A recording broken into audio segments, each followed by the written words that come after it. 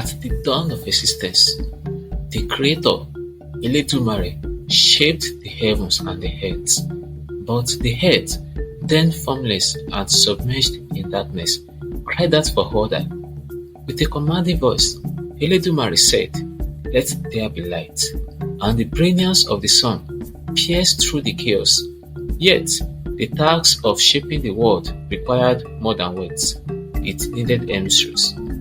Eledumare, with his supremacy, sent down emissaries from heaven down to earth to make formation for other domains to complement the pre-existing ones.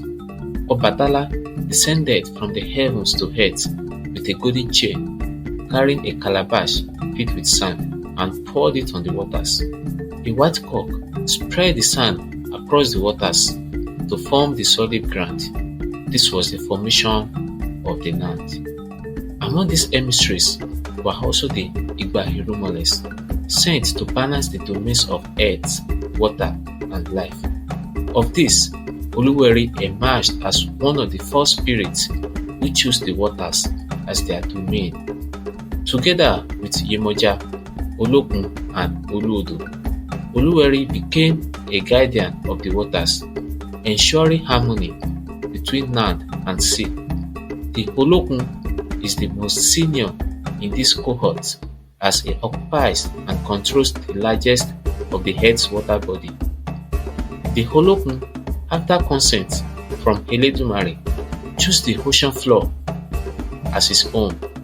Yemoja and Oluweri can be found in big rivers, while Oluodo is usually found in streams.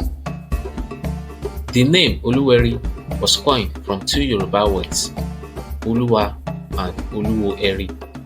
Oluwa in this context means Lord, while Oluwo means High Priest, and Eri simply means river.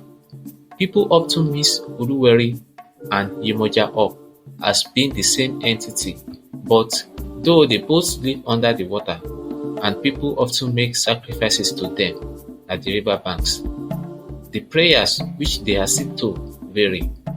Yemoja oftentimes is a panacea to infertility and issues that are closely related to Okorun, meaning dream or heaven husband, and other feminine related issues. Oluweri in his domain accepts sacrifices offered to bring peace and tranquility to a village or town. Sacrifices that require spiritual cleansing. The Horo cultists often do this often, and the master of all, the sacrifices made to request for rainfall. In Yorubaland, whenever there is a prolonged dryness, the Babalawo often advises that Etutu, meaning sacrificial provisions, must be made to appease the gods. The god they appease in this context is Oluweri. As his eulogy is often being chanted, Oluweri Magboojo. The word Magboojo translates to someone who understands the language of the rains. As such, we might be right to some extent if we call Oluweri the god of the rains, or the Aquaman as the popular Hollywood Avengers character. Unlike the children of Yemoja, the worshippers of Oluweri are allowed to eat any fish of their choosing, and they are usually at low risk of drowning and other hazards when they get too close to the water bodies. The Oluweri, inner and spiritual power, go a long way. When a child is sick or suffers from high fever, because this child is bathed with a bowl of water from the Ojubo Oluweri, meaning Oluweri's shrine, the fever is expected to resign.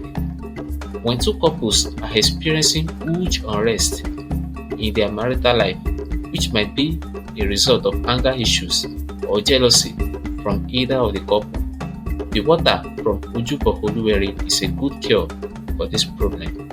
When a person suffers from impatience or anger issues, the Oluweri water is a cure. When a family is consequently facing tribulations and calamity befalls them consecutively, a sprinkle of Omi Oluweri with some provisions for Etutu, meaning sacrifices, will work wonders. As the adage says, Tutu tutu lambale Oluweri. The Oluweri's house will always be made cold. No form of unrest is allowed in the presence of Oluweri. To this day, Oluweri remains a central figure in Yoruba folklore. During the rainy season, people believe it is her spirit dancing with joy, bringing life to hearts.